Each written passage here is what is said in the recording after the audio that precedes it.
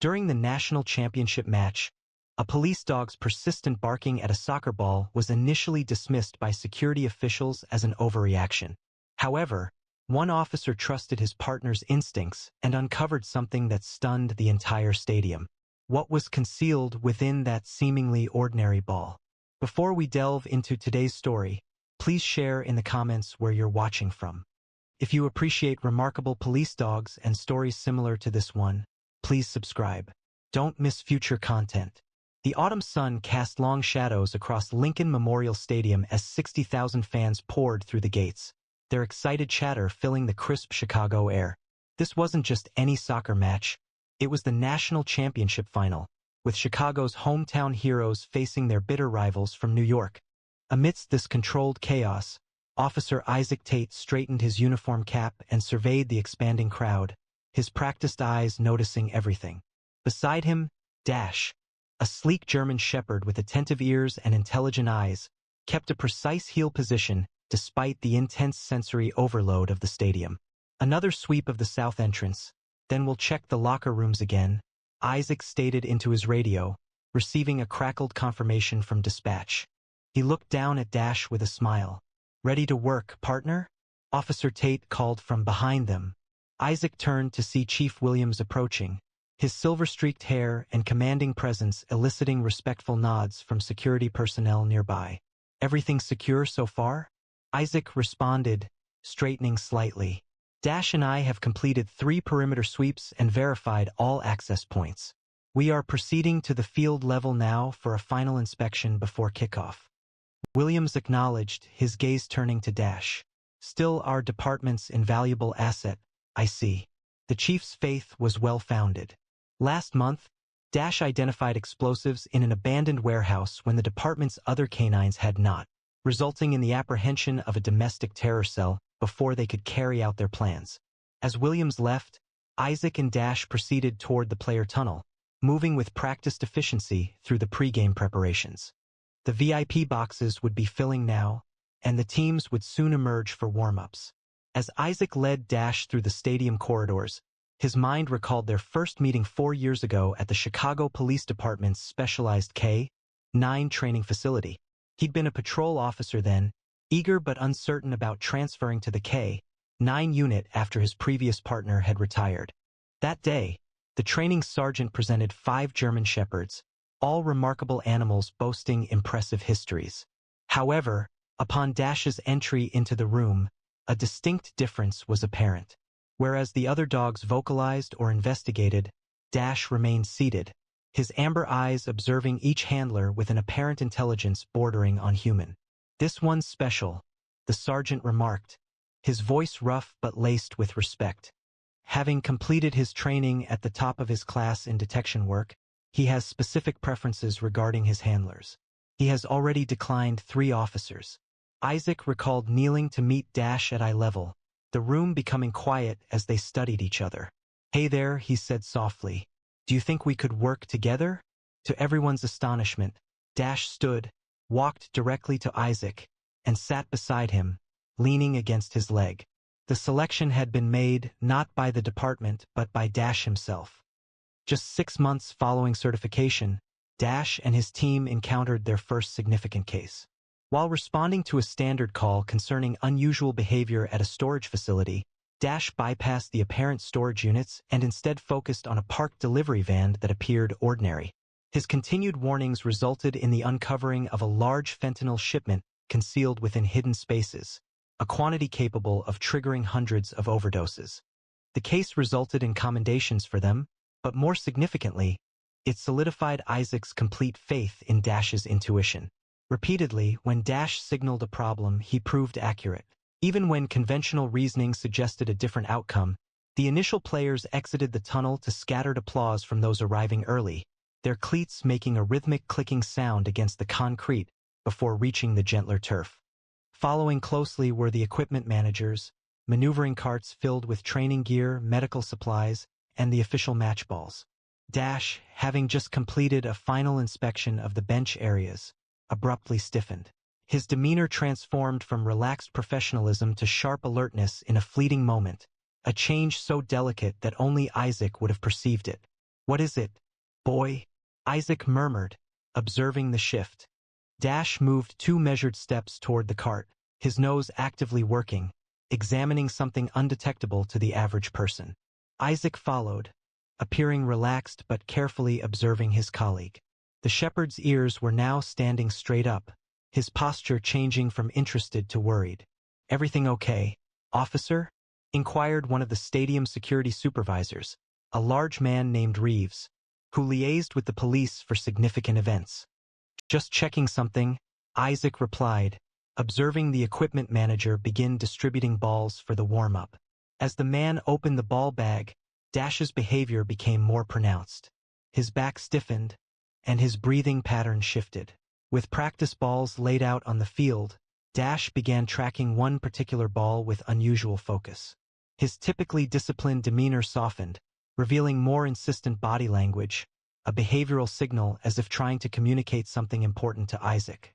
"It's likely just the scent of the new balls," Reeves offered, gesturing dismissively. "These championship balls are fresh from the factory, a special design for the final. Dogs probably detect the adhesive or something similar." Isaac nodded politely, but he sensed something was amiss. The balls may be new, but Dash had encountered soccer equipment countless times during stadium patrols. He had never exhibited any interest previously. Isaac instructed Dash and Heel, deciding to watch for a little longer before alerting anyone. The shepherd obeyed, though his focus remained on the ball, now being moved between players practicing. "Officer Tate, your radio crackled. Status report?" Isaac responded, all clear on field level, although a growing concern troubled his thoughts. Was he overlooking something? When Dash whimpered quietly, a sound he seldom made during work, Isaac chose to report the incident. "Supervisor Reeves observed that my K9 was displaying unusual interest in one of the game balls. I asked if I could examine it." Reeves frowned, glancing at his watch. "We're 30 minutes from kickoff, Tate. The commissioner and network executives are already concerned about the schedule." He implied the seriousness of the situation. False alarms at high-profile events were career-damaging mistakes. It was likely nothing, Isaac admitted, although the statement felt incorrect the instant he spoke it. "We will monitor the situation." The stadium exploded with sound as both teams ran out of the tunnel for the official commencement of the match. The referee went to the ball bag, choosing the game ball, the same one that had activated Dash's alert during warm-ups. As soon as the ball was positioned at center field, Dash's body stiffened again. His ears rose, and a quiet whine began in his throat. "Easy, boy," Isaac murmured, maintaining a hand on Dash's harness while reaching for his radio. "Dispatch, this is Officer Tate. My K9 is still alerting to the game ball, requesting an additional K9 unit to confirm." "Tate, this is Supervisor Reeves. Negative on that request. We cannot interrupt a national championship match without concrete evidence." Isaac felt frustration growing as he observed the ball being passed among players on the field. Dash's focus remained unwavering, his head moving deliberately to follow the questionable ball, his posture becoming more insistent. "With all due respect, sir, Dash has never been mistaken," Isaac insisted.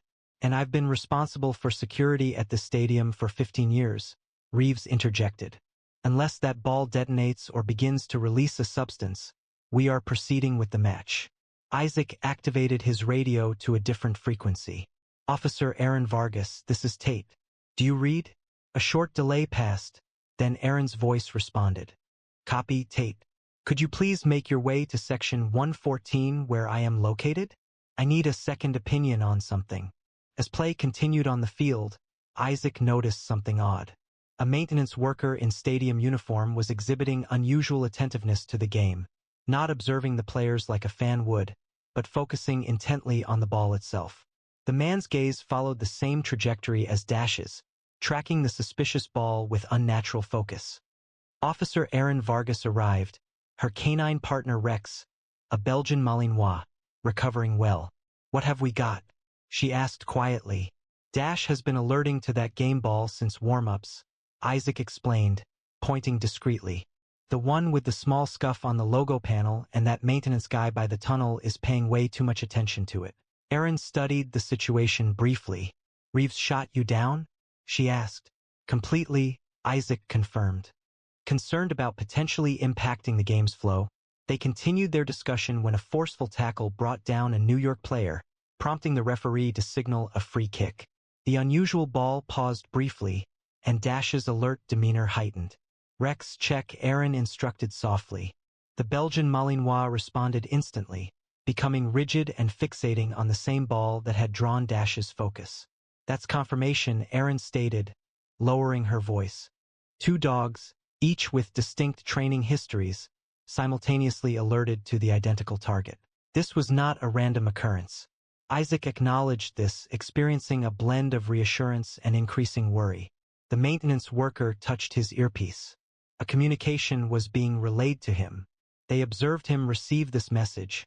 Then he subtly moved nearer to the location of the ball boys. He's anticipating something, Isaac stated. But what's concealed within that ball? Cleared security as expected. Officer Tate keyed his radio, contacting Captain Reynolds directly, circumventing Reeves. Captain, this is Officer Tate. We have confirmed AK-9 alert on the game ball currently in play. Request permission to implement Protocol 17. Protocol 17 was departmental code for a covert evidence seizure, a procedure developed for situations requiring evidence collection without public awareness. The captain responded immediately and clearly. The scoreboard displayed a tense 1-1 tie as halftime drew near. The suspicious maintenance worker had moved 3 times during the first half, each time bringing him nearer the officials' area where the game ball would be secured during the break. For minutes until halftime, Isaac said, checking his watch. We need to secure that ball before anyone can make a switch. Aaron mentioned that the head referee consistently brings the game ball to the officials' room during halftime. The room has 2 entrances, the main corridor and the service hallway.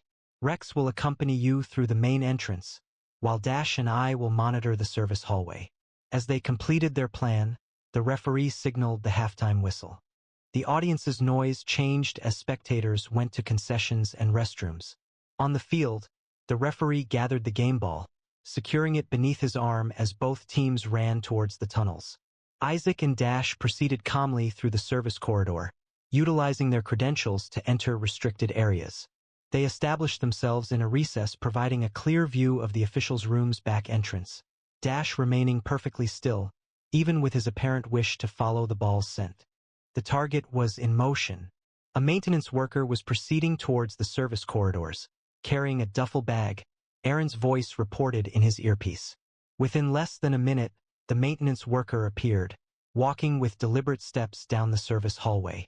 The man's expression was calm, but Isaac observed slight indicators of tension, including slightly rapid breathing, automatic scanning of the environment, and a firm hold on the duffel bag. The worker halted at the corner, waited for a stadium employee to move out of sight, and then headed toward the official's room. Rather than going in, he stood close by, feigning inspection of an electrical panel while visibly observing the door. Within the official's room, the referee team was examining first-half occurrences on a tablet. The game ball remained on a small table, briefly overlooked as the officials discussed a disputed offside call. Captain Reynolds spoke softly into his radio. Request distraction protocol at the official's room. Need 30 seconds. Copy that, Tate. Tate responded. Distraction incoming. Within less than a minute, a security officer approached the official's room from the main corridor, knocking urgently. Gentlemen, we need an immediate clarification for the VR team. There's a technical issue with the goal review. As the officials followed the security officer toward the main VAR station, Isaac took advantage of the diversion. While Dash monitored his progress, he entered the now vacant room, swiftly found the game ball, and conducted a quick inspection. Visually, the ball appeared standard. However, when Isaac applied slight pressure to certain areas, he observed an anomaly. The ball's surface responded differently compared to typical equipment. As he ran his fingers across the seams, he discovered a nearly imperceptible alteration, a section that had been skillfully resealed. Aaron, he murmured into his radio. I possessed the ball. There was clearly something contained within. It had been altered by professionals. Acting swiftly, Isaac made a small cut along an existing seam. Looking inside, He observed what seemed to be a tightly wrapped package fastened to the inner bladder. "We have contraband," he confirmed. He exchanged the suspicious ball with an identical one from team equipment stock and exited the room just before the officials returned. Within the security command post, Technical Officer Zhang examined the ball. The image displayed on the screen prompted silence among those present. The X-ray showed a complex alteration to the ball's internal design, a refined cavity situated between the synthetic leather exterior and the internal bladder. High-grade synthetic opioids were indicated by the density pattern, Zhang verified, adjusting the image to highlight specific regions. The skill of the construction is truly impressive. Observe how they've redistributed the weight to maintain proper flight characteristics. The ball would bounce, spin, and travel identically to an unmodified one. He pointed to several specific features on the screen. Note these reinforcement structures. Carbon fiber elements were included to maintain ball integrity during play, and this secondary bladder ensures proper inflation pressure despite the reduced air volume. This was not some rushed amateur job. This is a highly sophisticated undertaking, Aaron observed, examining the image with increasing worry. They would require specialized equipment, Zhang clarified. This included industrial-grade heat welding tools, precision cutting implements, and likely custom molds to maintain the spherical shape's integrity. We are discussing an operation demanding substantial resources and technical skills, he continued. And the drugs themselves? Captain Reynolds asked. Zhang explained that the synthetic opioids were in a crystalline form, specially processed to eliminate scent markers typically identified by canines. This is why standard security protocols failed to detect them. He estimated a street value of at least $3 million for this quantity, including impurities. Not just any game ball, Captain Reynolds observed, his face serious. The one certain to be broadcast on national television for 2 hours, handled exclusively by officials and players, and considered entirely beyond reproach, the ideal Trojan horse. As the second half approached, Isaac felt the familiar tension of a major operation developing. The maintenance worker is just one piece, he stated. There has to be a larger network. The coordinated takedown began with practiced precision. Plainclothes officers moved simultaneously throughout the stadium, closing in on identified suspects with minimal disruption. Most fans remained focused on the match, completely unaware of the operation unfolding around them. As a Chicago striker nearly scored again, Isaac and Dash moved toward the maintenance worker, using the enthusiastic crowd for concealment. "Marcus Elroy," Isaac stated softly, positioning himself next to the man. "Chicago PD, please place your hands where I can see them." Elroy paused briefly, his gaze flickering between Isaac and Dash as he assessed the situation. "I don't know what you're talking about," Elroy mumbled, subtly adjusting his position toward the exit. "I work here. We have already obtained both packages," Isaac responded calmly. "The operation is complete." The reference to both packages produced a noticeable reaction on Elroy's face. They had located not only the ball but also a secondary strategy. The situation hung precariously for a brief moment. Then Elroy decided, pushing a nearby food cart into Isaac's path and fleeing toward the service tunnel. Isaac reported into his radio, already in pursuit with Dash leading the way, as a suspect fled east through the service tunnel. The service tunnels beneath the stadium formed a confusing labyrinth of corridors, with a canine in pursuit. While Elroy might know the layout, he couldn't outpace a trained police dog.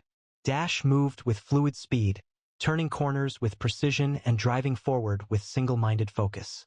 "I've got the exit covered," Aaron's voice came through Isaac's earpiece. "That route is blocked."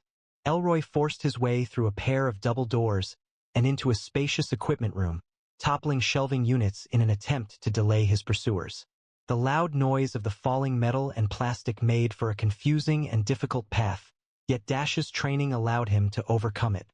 The shepherd jumped over a collapsing cabinet, avoided a suspended electrical conduit, and continued the chase with unwavering focus. Isaac kept pace, his extensive physical training enabling him to move through the chaos while maintaining visual contact with his partner.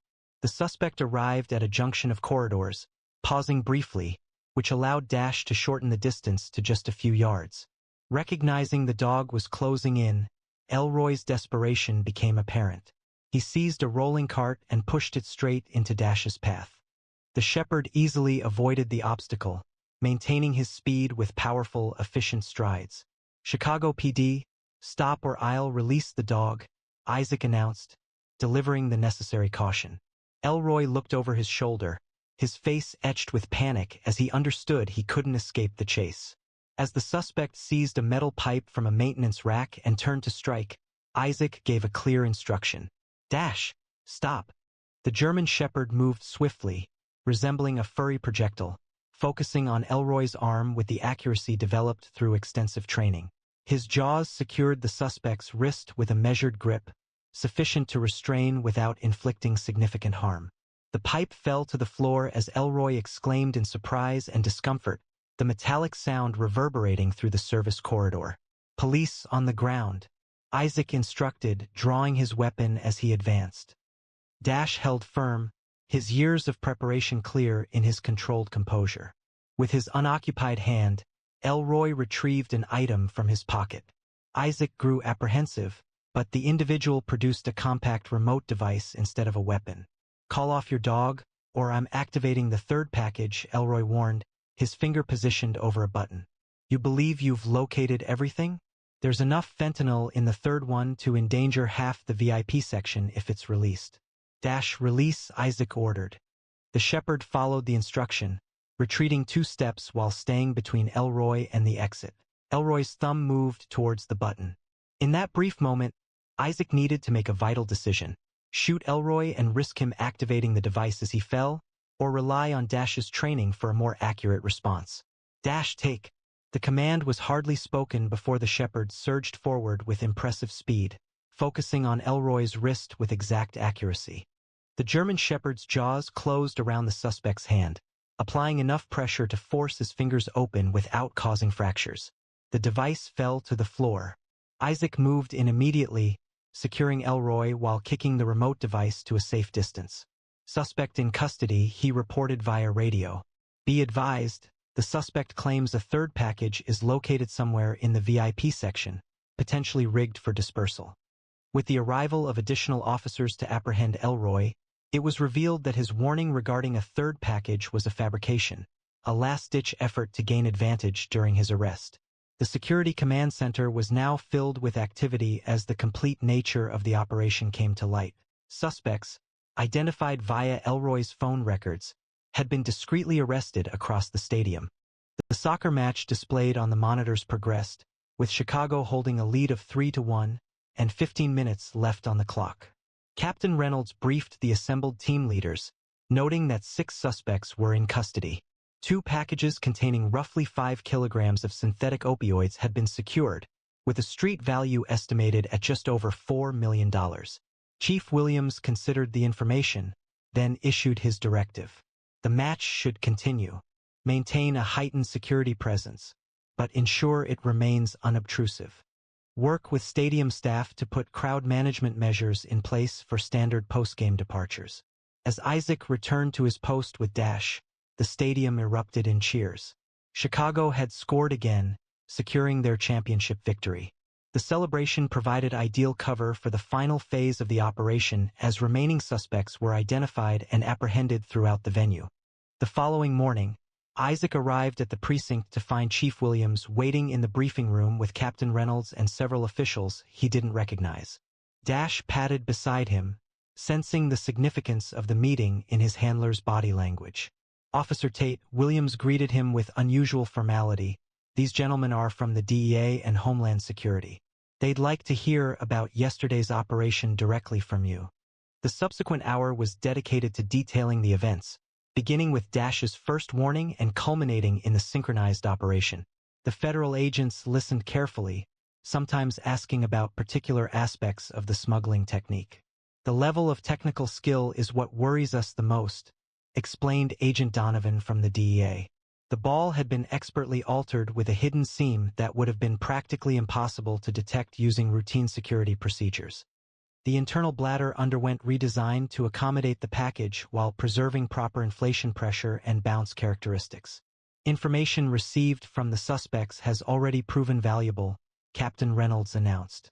Elroy activated his contacts upon learning about the additional charges.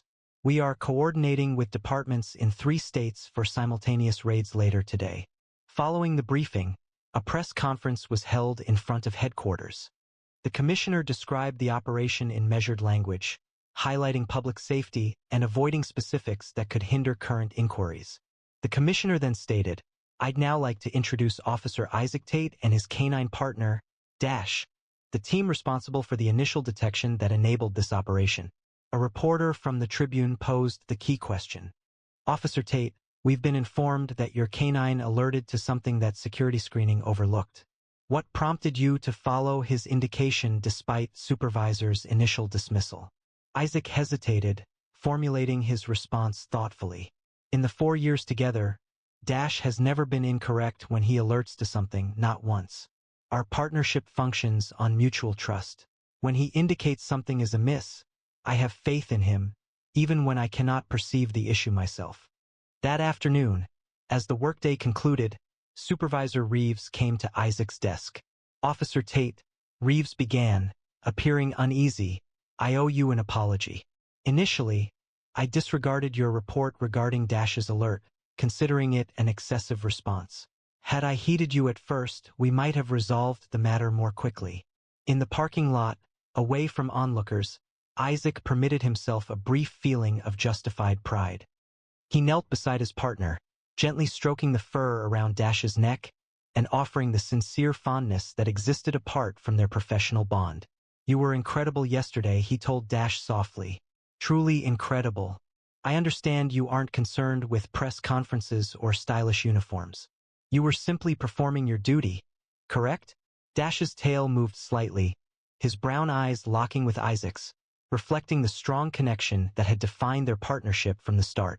Leaving the precinct, Isaac considered how what began as a standard security detail had evolved into a pivotal operation for them both. If successful, the smuggling attempt would have created a route for illicit narcotics to reach communities in several states. The resulting harm to people would have been devastating, all averted thanks to a single determined dog's persistent barking at a soccer ball. Have you ever observed an animal detecting something that humans didn't notice? A remarkable instance occurred during a championship soccer game when a police dog named Dash persistently barked at a game ball that appeared normal. Officer Isaac Tate, Dash's handler, was presented with a challenging decision. Should he disregard his partner's reaction as a misjudgment or rely on the instincts that had proven reliable throughout their 4 years together? What action would you have taken if you were Officer Tate? How do you find the strength to uphold your beliefs when those nearby question them? Or, for example, the persistent barking of your canine companion? We are intrigued by the unique relationship between working dogs and their handlers. Have you ever seen this remarkable connection between a working dog and their handler? Or have you experienced a comparable bond with your own pet? Many of us have accounts of animals detecting danger before humans could recognize it. From dogs alerting to health emergencies to pets behaving strangely before natural disasters, what experiences have you had with animals detecting things beyond human senses? Share your stories in the comments below. If you enjoyed this incredible story of Dash's remarkable detection abilities, be sure to subscribe and turn on notifications so you never miss our weekly releases featuring the extraordinary achievements of police canines around the world. Please share this video with friends who value the exceptional abilities of working dogs and the committed officers who work alongside them. View our past stories about canine heroes, which are currently showing, including the inspiring story of a bloodhound that located a lost child across many miles of wilderness, and the bomb detection dog who secured a hospital during a critical threat. Each canine possesses a distinctive story of bravery, intelligence, and steadfast loyalty. The tracking dog abruptly halted at the forest's boundary, his fur bristling and a low growl emanating from his chest. "Shadow, what is it?" Sergeant Morgan inquired, securing her hold on the leash.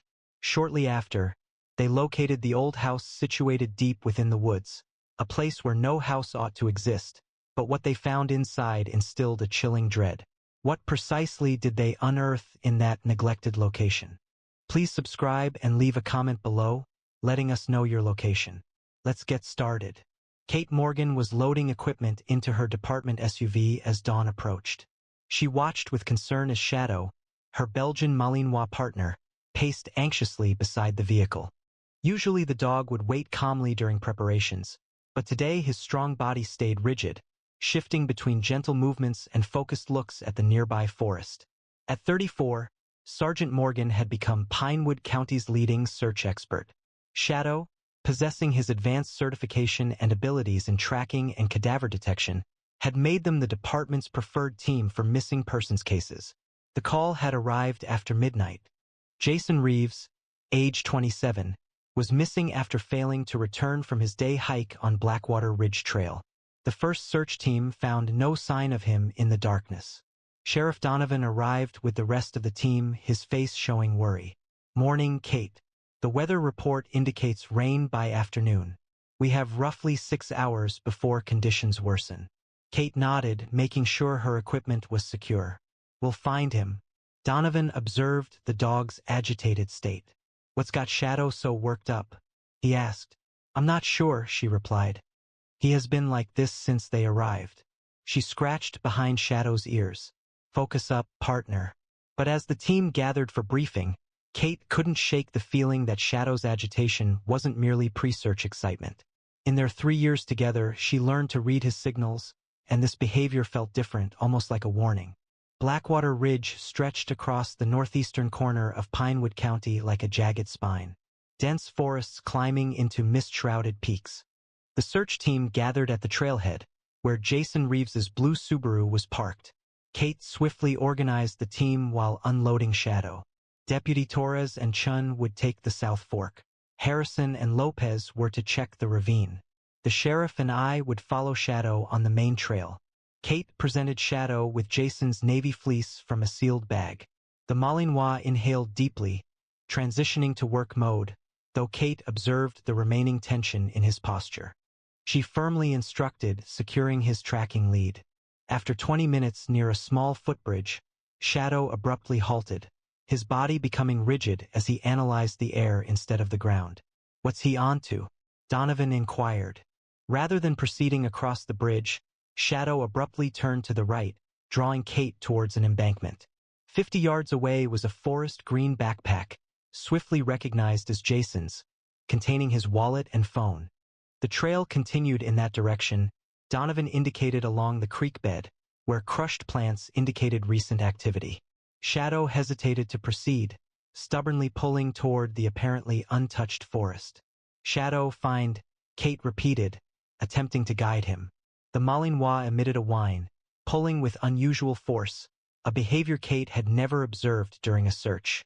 "Your dog seems disoriented," Deputy Torres commented. "The path is clearly alongside the water."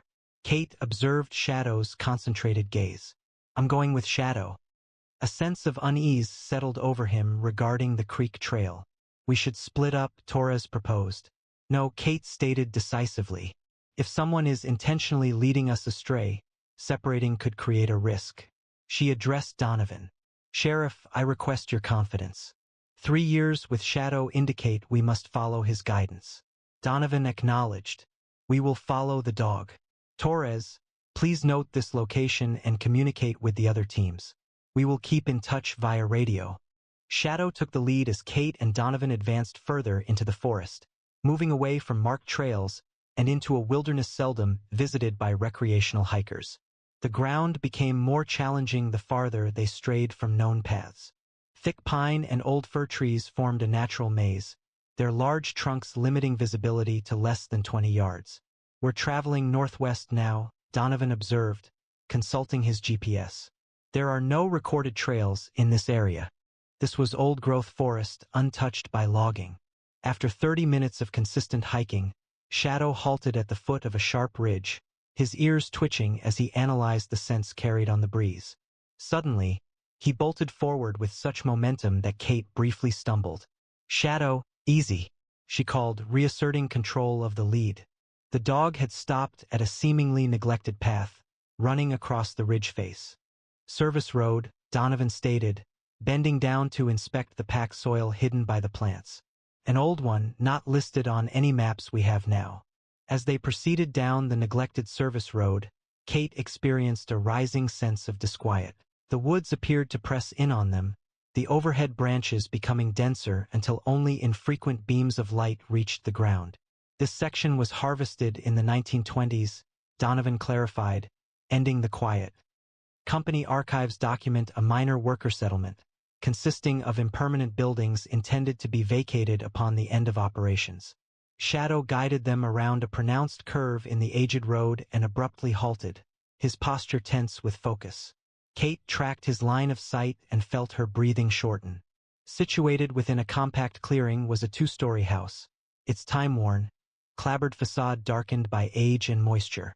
Rather than the crumbling ruin one could anticipate following a century of abandonment, the structure seemed mostly complete, with some sagging areas, dark and empty windows, but fundamentally stable. "That's not a logging camp shack," Kate stated softly. "No," Donovan concurred, his hand moving naturally to his sidearm. "That's someone's homestead, and it shouldn't be here." The house stood before them, its aged exterior showing the marks of many seasons. As she approached, Kate observed details previously hidden from afar. Intricate Victorian-style trim around the eaves, though much of it was decayed, and vestiges of what had undoubtedly been a graceful wraparound porch, now partially collapsed at one corner. "Sheriff's Department," she announced. "We are conducting a search for a missing hiker. Anyone inside, please identify yourself." Only silence responded. The forest sounds appeared subdued around the property, fostering an unsettling quiet that prickled the skin on Kate's arms. "I'm seeing recent footprints," Donovan observed, indicating clear marks in the yielding ground close to the porch steps. "Multiple sets, some arriving, some departing." Kate bent down to study a well-defined print. "This matches the tread pattern from Jason's hiking boots, based on the girlfriend's description. He was certainly here."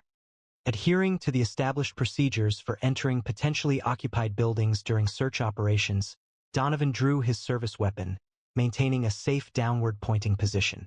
He repeated, "Sheriff's Department. We are entering to search the premises." The front door emitted a concerning creak as Donovan pushed it open. The interior was dimly lit, the scant daylight that penetrated through the cloudy, undamaged windows illuminated a foyer characterized by peeling wallpaper and a dust-covered wooden floor. Remarkably, the furniture was still present. A discolored mirror leaned askew on one wall, and a former elegant side table sat beneath it, its surface covered in debris. The air inside was chilly and damp, carrying the stale odor of prolonged desertion combined with something else, something less definable, something more recent. Shadow moved carefully into the foyer, his nose working constantly, head turning to register each room extending from the central space. Deviating from his typical approach, he appeared hesitant to move forward, remaining uncommonly near Kate. "Living room clear," Donovan stated, inspecting the initial doorway on their right.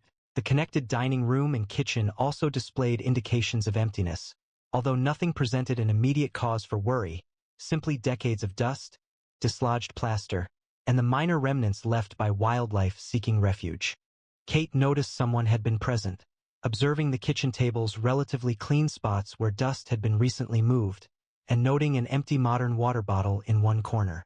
Their attention then shifted to a door located beneath the main staircase, which is when Shadow's demeanor changed significantly. The Malinois halted suddenly, his body becoming rigid as he focused on the closed door. A low growl emanated from his throat. "Basement access," Donovan stated softly. Kate observed a detail overlooked during their first search. Tiny symbols were etched into the door frame, abstract designs that seemed intentional, not mere random damage. Comparable markings were present on the floor at the threshold, subtle lines scratched into the aged wood. "These are new," she stated, bending down to inspect them, "and they're all around the door, almost as if, like a boundary or a warning," Donovan concluded. Shadow's growl intensified, his gaze firmly fixed on the basement door.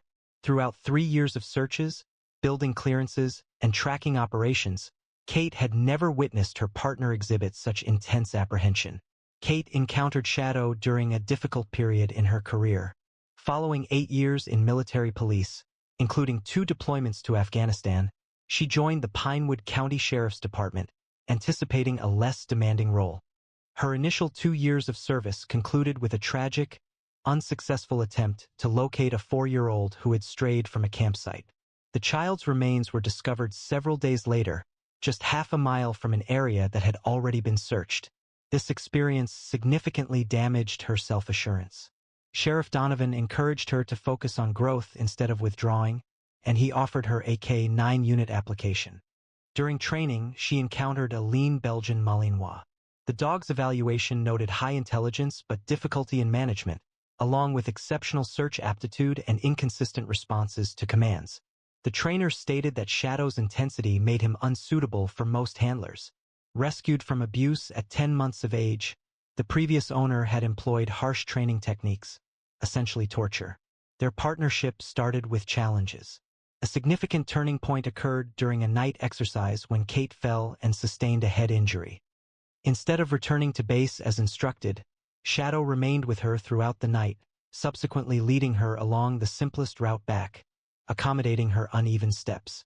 Now, gazing at the basement door with its unusual markings, Kate remembered Fletcher's advice about heeding a dog's instincts even when the reason wasn't clear.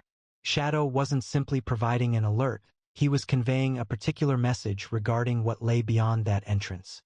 "I'm going to trust my partner," she told Donovan, placing her hand reassuringly on Shadow's back. "If he thinks there's something important down there, we need to find out what it is." The basement door resisted initially, then yielded with a groan of protesting hinges. Stale air surged upward, carrying the distinct mineral scent of underground spaces mixed with something less identifiable, a sharp, almost metallic undertone that made Kate's nose wrinkle. Donovan observed a temperature drop as noticeably colder air surrounded them.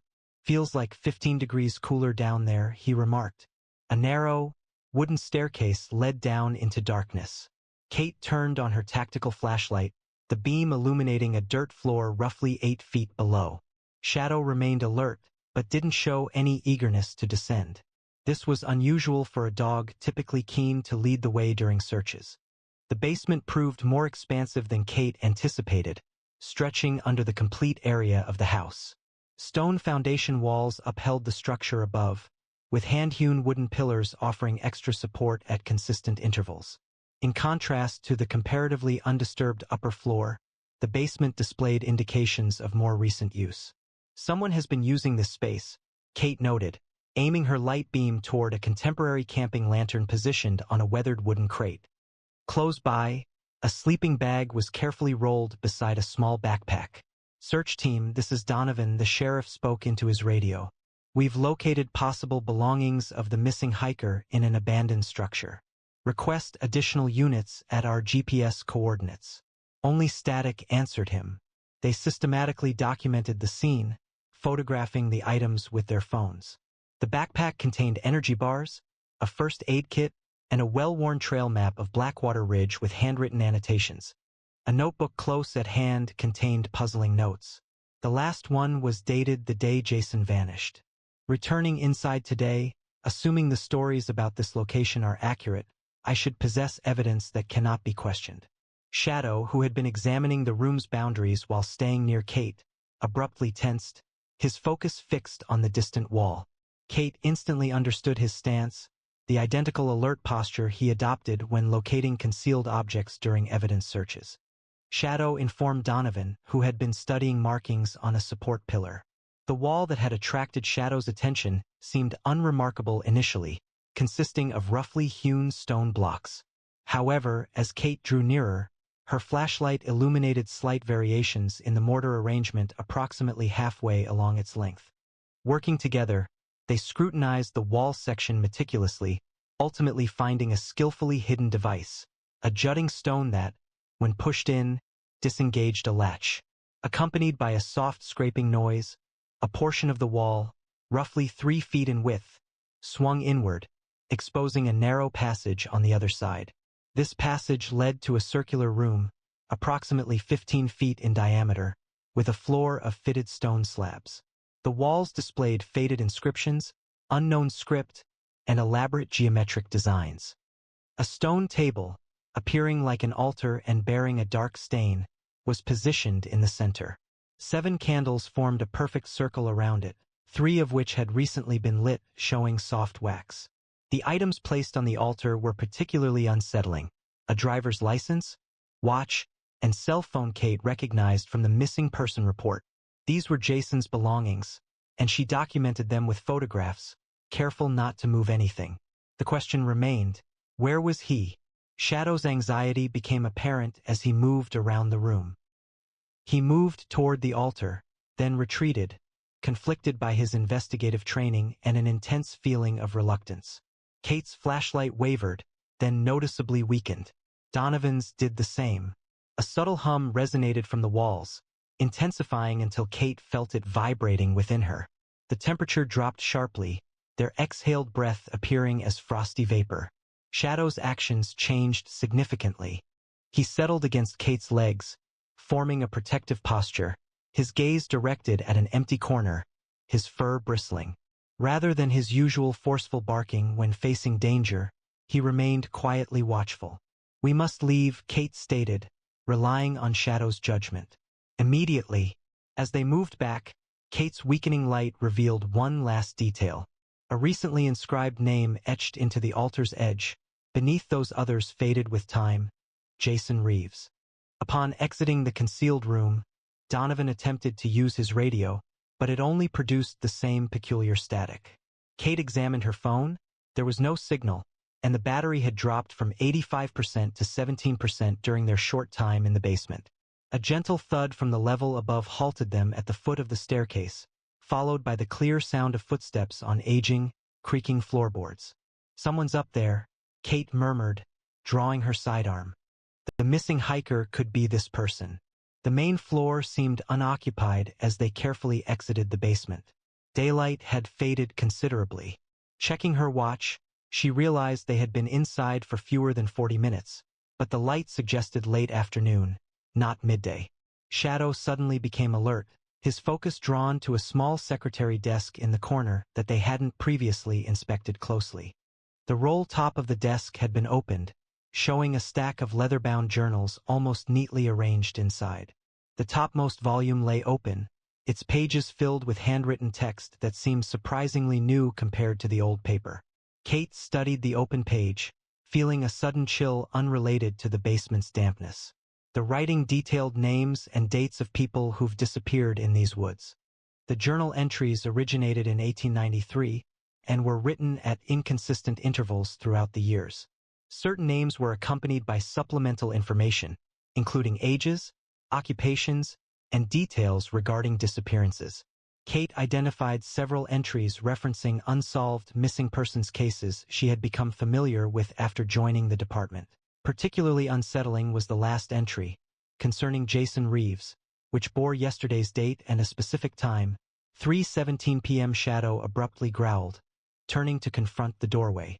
Moments passed, then a significant crash echoed from the upper floor, indicating furniture was being knocked over or displaced.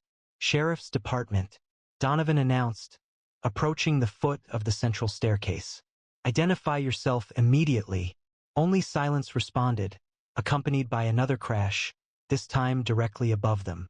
Plaster dust drifted down from the ceiling. The staircase creaked under their cautious ascent, weapons drawn. The upper hallway split into 4 rooms, the doors showing different levels of damage. Shadow guided them toward the closest entrance, his carefulness apparent in each measured step. The bedroom inside looked untouched initially, featuring a 4-poster bed with a decaying mattress, a wardrobe against one wall, and faded curtains still present at the windows. Then Kate observed the wardrobe doors gradually opening, despite the absence of any breeze or disruption that might cause the movement. Deputy Chen's voice abruptly broke through their radios, startling them both. "Sheriff, come in. We've been trying to reach you for over an hour." Donovan pressed his transmit button. "Chun, we're inside a structure approximately 2 miles northwest of the backpack location. Possible evidence of the missing hiker found. Sir, we can barely read you. Signals breaking up. Do you need assistance?" "Affirmative. Track our GPS coordinates. Approach with caution." Kate went to the window, hoping to spot the approaching search team from afar. However, She stopped, stunned by the scene before her. The area around the house appeared altered. The forest seemed nearer, thicker, the trees leaning inward, as if the woods had somehow moved closer while they were inside. A floorboard groaned behind them, though neither had shifted. Shadow turned toward the noise, positioning himself between Kate and the vacant corner of the room. The temperature plummeted rapidly, their breath visible in the suddenly frigid air. As if to emphasize her statement, a door slammed somewhere down the hallway. Then another. The sound of footsteps, numbering more than one person could manage, reverberated from several directions at once. We retreated the way we had come, Donovan decided, moving toward the bedroom door, only to discover it was closed, despite neither of them having touched it. Kate grasped the doorknob, finding it intensely cold. The door rotated without obstruction, yet remained unyielding, as if a significant force held it back from the hallway. Donovan proposed examining the window, and immediately moved towards it. The old frame initially resisted his attempt to lift the sash, but then yielded with a scattering of paint chips and debris. A blast of cold rain rushed in, bringing with it the fragrance of damp soil and pine. Shadow's growl intensified, his attention still directed towards the apparently vacant corner of the room. Kate had grown accustomed to relying on her partner's instincts, especially when they sensed threats she couldn't identify. Whatever was in that corner registered as dangerous to the Malinois. Kate secured her sidearm and proceeded cautiously as a forceful impact rattled the bedroom door. The old wood fractured but remained intact. A second impact splintered the frame along one side. The fall to the ground outside was roughly 12 feet, negotiable but potentially hazardous. Kate descended from the sill, using her hands to lower herself and minimize the drop to the muddy earth below. She landed unevenly but sustained no injuries, quickly arranging herself to be in shadow. Donovan raised the Malinois, who appeared remarkably compliant with the handling, reinforcing Kate's sense that the dog detected significant danger within. Shadow permitted himself to be passed through the window, his 65 pounds of muscle momentarily suspended before Donovan released him to Kate below. Another crash originated from inside the bedroom, followed by Donovan's startled shout. Kate looked up to observe the sheriff struggling with the window sash, which had unexpectedly slammed down, nearly trapping his hands. "Something's got it," he called, straining against the seemingly immovable window. Shadow barked sharply, not an alert for danger, but his specific call for Kate's attention. The Malinois was focused on a point at the corner of the house, where weathered clapboards met in a seam that appeared to be separating unnaturally, revealing darkness beyond. "Sheriff, another exit," Kate called up to Donovan. "Meet me at the front of the house." Kate drew her weapon again, using her flashlight to illuminate the darkened passage beyond the open doors. Rough-hewn stone steps descended into darkness. The air rising from below held the same metallic odor they'd noticed in the basement. Shadow seemed to want her to go down, but everything she's felt in the house cautioned against returning. The dog whimpered, scratching at the initial step, his eagerness unmistakable. "Kate," Donovan's voice called from somewhere near the front of the house. "Where are you?" Before she could respond, a loud crash echoed from inside the house, the clear sound of a structural failure. Dust puffed out from an upstairs window as a portion of the roof collapsed. Shadow's fur stood on end, a soft growl vibrating in his chest, aimed not at the cellar entrance behind them, but toward the sound of Donovan's voice. A chilling sense of conviction settled in Kate's stomach. "That's not the sheriff," she whispered, completely believing Shadow's judgment. The dog maintained its position, preventing anyone or anything from approaching from around the corner. Kate retreated towards the cellar entrance, keeping her weapon aimed at the side of the building. Shadow followed her, continuing his protective posture. The constricted tunnel stretched roughly 20 feet before leading into what seemed to be a mechanical room, containing antiquated, rusted machinery indicative of a coal furnace system from the house's initial construction. This area, in contrast to the basement they had explored previously, exhibited no indications of recent activity. A door on the distant wall likely linked to the main basement. Kate bypassed it, opting to follow Shadow toward a section of foundation wall that had partially collapsed. The Malinois readily passed through the opening, appearing outside into thick underbrush that had hidden this gap from view. "Sheriff Donovan, come in." Kate tried on her radio, but only received static. She trailed Shadow roughly 50 yards through thick foliage before daring to look back towards the house. Through openings in the trees, she observed its outline. The partially collapsed roof was now releasing smoke despite the heavy rain.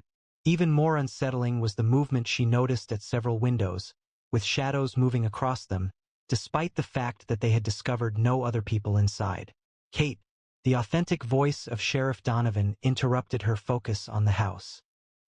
He appeared from the trees to her right, soaked and muddied, but seemingly unharmed. "Thank God, I thought you were still inside." Shadow's reaction verified this was truly Donovan. The dog's posture softened, his tail giving a quick wag of recognition. "How did you escape?" Kate inquired, observing a bleeding cut along the sheriff's hairline. "The back staircase gave way while he was on it," he recounted, resulting in him ending up in some kind of root cellar. "He found a storm door leading out, and then—" He paused, seemingly having difficulty expressing his experience. Something was present with him inside, not a person, at least not anymore. Shadow abruptly tensed, his focus returning to the house in the distance.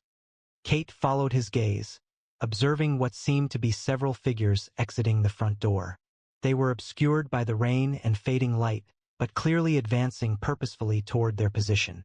"We need to go," she stated, her strategic mind rapidly assessing their choices. The primary objective was to extract safely and redirect backup teams away from the house. After 20 minutes of consistent travel, they arrived at the ridge line, offering a view of the valley where the house was situated. From their high vantage point, they observed several flashlight beams in the distance, indicating the search teams were closing in, following their last known coordinates. "We need to stop them before they reach the house," Donovan stated, attempting his radio once more. This time, Deputy Torres responded clearly. "Sheriff, we've been trying to reach you for hours." "Listen carefully," Donovan replied. "Do not approach the structure at these coordinates. I repeat, do not approach. We are maneuvering to block your team's advance from the ridge line north of your current location." Within an hour, they had successfully met up with the search teams and created a security zone half a mile from the house. As full darkness enveloped the forest, the decision was reached to pause operations until morning. The missing hiker, Jason Reeves, was still not found. A flickering light appeared through the trees, not a consistent beam from a flashlight, but the shifting appearance of flames. The house, despite the pouring rain, was now completely consumed by fire, the glow still visible from their location. 1 month later, Kate's office wall showcased an expanding array of photographs, maps, and notes linked by red string, representing her personal inquiry. Jason Reeves remained listed as missing with no new information. The formal search continued for 2 weeks, involving numerous agencies, cadaver dogs, and ground-penetrating radar covering 10 square miles. The search yielded no results, no body was discovered, nor any further evidence besides the peculiar house that had burned completely to its foundation before firefighters arrived. Kate attached a newspaper clipping from 1922 to her board, detailing the destruction of Old Blackwater House in a fire that claimed the lives of 7 members of the Thorne family. The article mentioned local beliefs that the property had been plagued by misfortune since it was built. Her phone rang. "Morgan, this is Torres. Regarding the research you asked for? 16 disappearances have been recorded within a 5-mile radius of Blackwater Ridge, a number 3 times higher than what's typically seen in comparable wilderness areas. Any patterns?" Kate inquired. "The disappearances tend to occur in clusters of 3 or 4 individuals within a few months, followed by years of no further incidents. Has anyone ever been located?" "Only one person.